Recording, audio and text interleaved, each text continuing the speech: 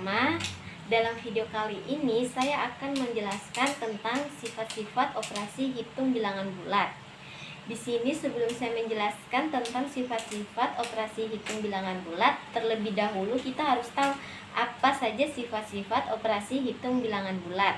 Di sini ada 4 sifat operasi hitung bilangan bulat. Yang pertama yaitu sifat komutatif, yang kedua asosiatif, yang ketiga distributif, dan yang keempat adalah unsur identitas penjumlahan. Oke ya, kita masuk ke sifat yang pertama yaitu sifat komutatif atau biasanya disebut dengan pertukaran. Sifat komutatif ini hanya berlaku pada penjumlahan dan perkalian.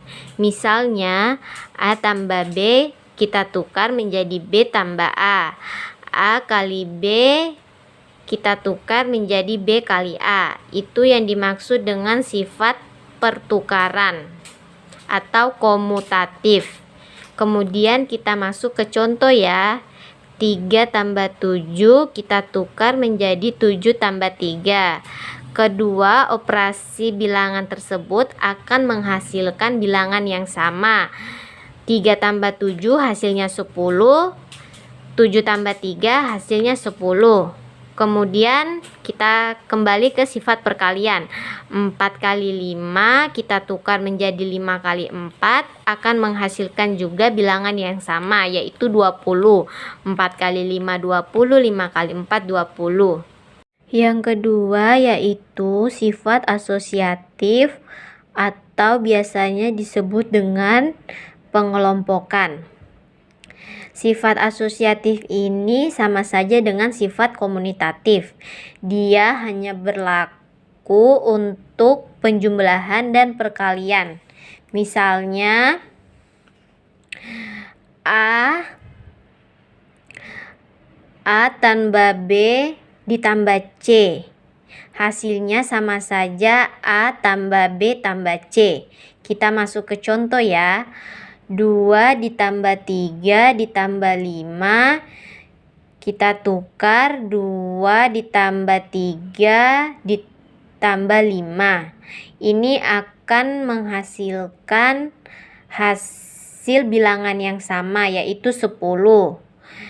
Kalau dari kiri kita jumlahkan dulu 2 ditambah 3 hasilnya 5 ditambah 5 berarti 10. Kalau dari kanan kita jumlahkan dulu 3 ditambah 5 hasilnya 8 kemudian ditambah 2 hasilnya 10. Begitu pula pada sifat perkalian. A kali B dikali C akan menghasilkan hasil yang sama. A kali B kali C. Kita masuk ke contoh ya. 3 kali 4 dikali 2 sama dengan 3 kali 4 dikali 2. Mereka akan menghasilkan bilangan yang sama. Kalau dari kiri hitungannya 3 kali 4 12 dikali 2 hasilnya 24. Kalau dari kanan hitungannya 4 kali 2 8 dikali 3 hasilnya 24. Ya, sekarang kita masuk ke sifat yang ketiga yaitu sifat distributif yang biasa disebut dengan penyebaran. Sifat distributif ini biasanya dia berlaku terhadap operasi perkalian terhadap penjumlahan, operasi perkalian terhadap pengurangan.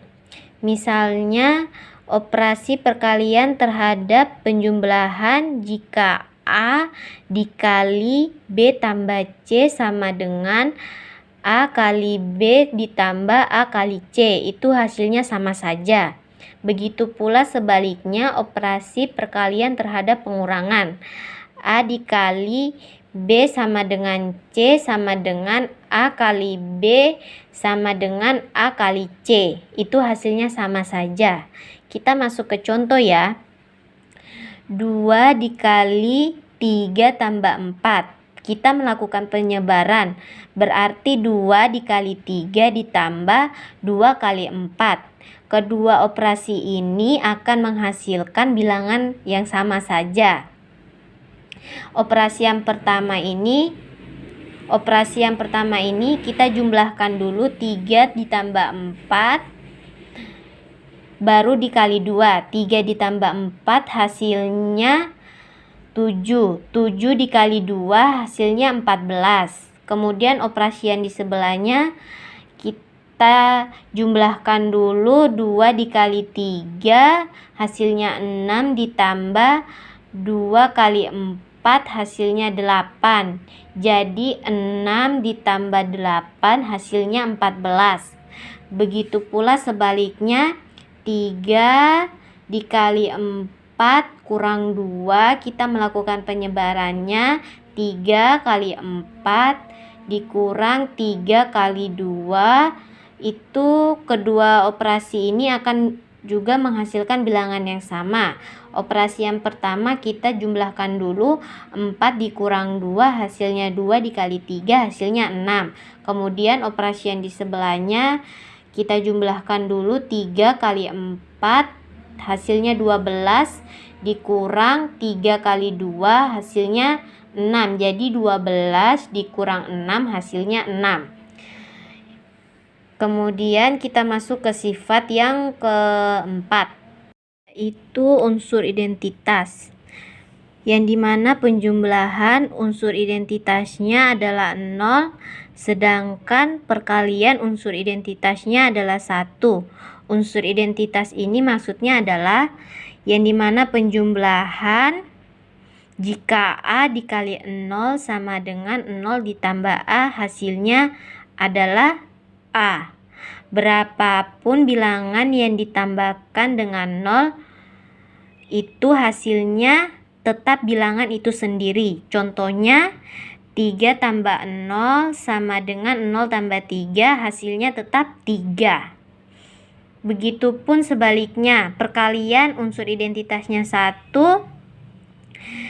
jika A dikali 1 sama dengan 1 dikali A hasilnya adalah A.